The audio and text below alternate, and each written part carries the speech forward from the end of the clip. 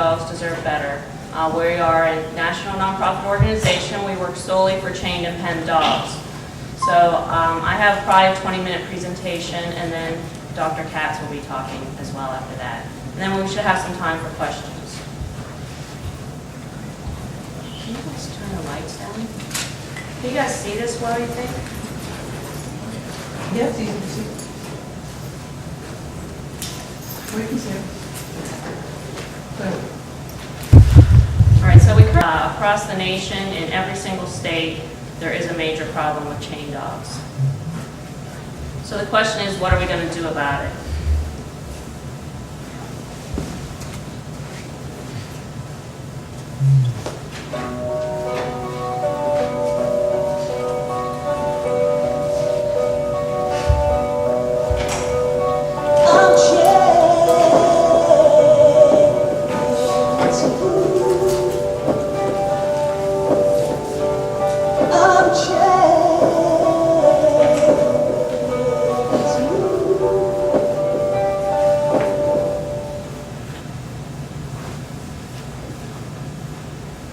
This is kind of a laugh break, but the burning question for all of us women in rescue is, why are there so few men? Why are there more women than men? And so this is one possible answer to that question.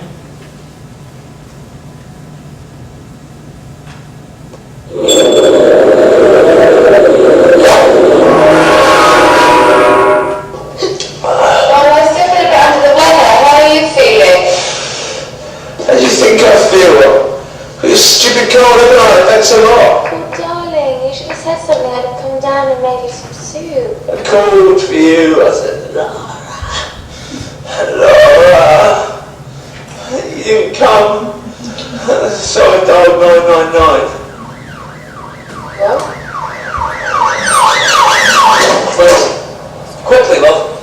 Okay, so everything's going to be fine. Darling, I think we can help it. my head's so burning. How did this happen? He caught the cold off me. Just don't think deep. I'm a bit confused. Hasn't he just got a cold? For God's sake, he's a man. He's got a man cold. Okay? You take the spell. When he rings it, I want you to come to him and rub his head and say, "Poor little bunny." Poor little bunny. Okay, that's good. Let's go. We're running Cancer Avenue, the herd you need. Sorry, what about me? What? Well, I've got a cold too. Have you heard of Lancet? I want some soup. I don't want to watch CBeebies. So us women kind of know that, but that could be the reason why there are more women than men in rescue. That's just my theory. Okay, so let's talk quickly about the psychological effects of chaining. Chained dogs suffer, that's a given, and these are some of the ways that they suffer. They have inappropriate confinement, and their boredom leads to pacing, lethargy, frantic barking, aggression, spinning behaviors, and chewing on themselves or inappropriate objects such as rocks or the chain. And then they grind their teeth way down when they do that. This dog is fearful and may become fear aggressive, in addition to being skeletally skinny and physically and emotionally beaten down. This dog has been an obvious victim of paintball shots. He is now terrified of humans, especially teenage boys, and you can see where the shots are all on there, on his doghouse. This dog is especially wary of humans, having never been treated even close to well, in addition to having scarring and embedded collar wings. Chained dogs especially may become territorial and aggressive due to lack of human interaction, small living space, and the fight or flight syndrome. They are actually 2 to 3 times more likely to bite than any other dog. And the highest bite incident will be a chained, unneutered male dog. Chained dogs have issues. They may have issues such as severe separation anxiety. This is my foster dog Banshee, who has been my foster for a year now. This is a picture of him spending quality time with me in the bathroom. If I actually shut the door and I don't get it completely shut, he pops it open and runs in like, "I made it, Mom, it's all good." He was the inspiration for the book, Scream Like Banshee, 29 Days of Tips and Tales to Keep Your Sandy as a Doggy Foster Parent. Fostering is so important for not only our rescue, but every rescue in America, every breed rescue. Fostering is crucial because we get these dogs, they want to give them up, and there's no place to put them. So if you can become a foster parent, I highly urge it. If he was alone, he was destroying everything he could find, and he almost died because of it. Chain dogs have issues. This is another one of my foster dogs. I've had him for 3 years, and I refuse to say he's mine. He'll probably be a foster dog till the day he dies. But he's great with us, but he has to be monitored with strangers. He can be very fear aggressive, and he's never really bit anyone but my ex-husband, and you know, I can't blame him for that. But he was taught to be aggressive by his former caretaker, who was a teenage boy who thought it would be cool for him to be aggressive on the chain. What he really created was a dog who is so afraid he'll bite you before you bite him. This is another foster I had. He was very dominant, aggressive, and unfortunately he attacked me to the point that he tried to kill me, and I had to go to the hospital in an ambulance, so he was put down the next day, but I still felt bad because I knew it was not his fault. You know, he was an unneutered male chow left on a chain for 10 years. And I think that we're very lucky a child didn't die because of this dog. This is about our campaign. So this is the campaigns The Dogs Deserve Better has been undertaking in the 2009 season. We had our annual Have a Heart for Chained Dogs campaign. We had Chain Off 2009. We're in the middle of Dog a Day Summer Challenge, and we're also in the middle of the Pennsylvania Wall of Shame. The Have a Heart for Chained Dogs campaign. This is a campaign where groups and children across the country make Valentines. They send them to us, and we pair them with addresses of chained dogs. This year, the children and groups made 6,832 Valentines. We only had about half as many Valentines come in as we needed. We sent them to 12,113 dogs. So next year, if you guys think about it, please get together with your groups and make some Valentines for the chained dogs. We need them by February. If you could send them in to us, that would be very helpful. This is a picture of one of our children making with his made Valentine in school. A lot of schools participate, which is great. And then Mackenzie below is one of the dogs given up to rescue as a result of a Valentine. So you mail them to the owners? Yes. And we get a lot of nasty phone calls that week. We don't answer our phone. We just let the machine get it. And if they're nice, we call them back. And if they're not, we don't. Our Chain Off campaign just wrapped up, so this is an overview of some of the pictures and groups that participated. Chain Off 2009, a campaign wherein dog lovers chained themselves to dog houses in order to raise awareness for local chained dogs, was our best ever, with 115 people chaining themselves in 29 states plus British Columbia and Romania.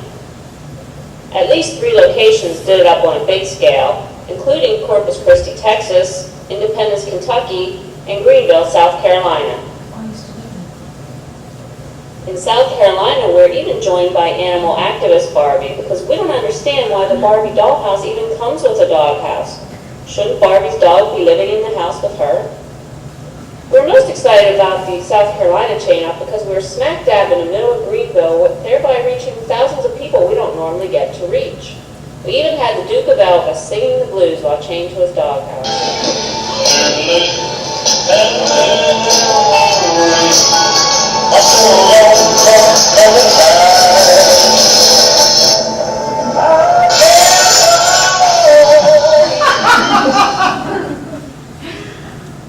Tell us how it feels being chained. Do I have to watch my language? Pretty much sucks. What did you the most about it? It's frustrating, but it's more realizing that there's so many animals out there that have to look like it. And so you stayed outside all night? So it's important to have so many 6 people staying out finding dirt and slumping them, on the ground for the dogs. So that's important. Do you think it reminds people about why we're doing this? We don't want anyone to think this is okay to do this, so it has to stop. This is one of the ways that we were able to do that. Here's our little freed Emily. chain off. 6 million chained and penned dogs are waiting for your help, and they matter. We'd love it if you guys could join us next year. It's a great campaign, and the groups that do that all across the country, they really get inspired by it, and they really take action for the dogs. And they almost always get media coverage, which, as you know, is so crucial in any animal rights movement. Getting the media to cover it so you can get your message out to the public. We're also in the middle right now of our Dog a Day Summer Challenge. The goal of the Dog a Day Summer Challenge is to rescue a dog a day this summer from chains for a total of 90 dogs. As of July 8th, Dogs Deserve Better reps and volunteers have rescued 54 dogs from chains or pens. So we're well on our way to the 90 total already. As a matter of fact, the day after I issued the challenge, I got my 2. I had pledged 2 myself for the summer because I've been trying to cut down because I travel so much, and I got my 2 the very next day. The Wall of Shame. This is something that is a brand new program, and we're starting with Pennsylvania as a pilot state for this because we have a law in committee, HB 1254, that is going to limit the amount of time a dog can spend on a chain. It's not a great law. It would only limit it from 10 at night to 6 in the morning, but this is our 3rd year trying. We failed the past 2 years. Now, as part of that, what we're starting is a wall of shame, and basically, you know, your state has representatives in every county, so you want to show them that there are chained dogs in every single county. So what we've been doing is getting people to mail us pictures of chained dogs in their counties, and we've been going around and doing a lot. I plan to spend a lot of time in the month of August doing that. But I think so far we have 60-some counties. We probably only have maybe 15 counties so far, so we have a lot of work to do. But it's a great program because everybody can see this, and everybody who comes to our site can see that this is what Pennsylvania is still allowing to happen. And in Pennsylvania, the past probably 6 months, we had 3 different children attacked by chained dogs, and I know at least one of them was killed.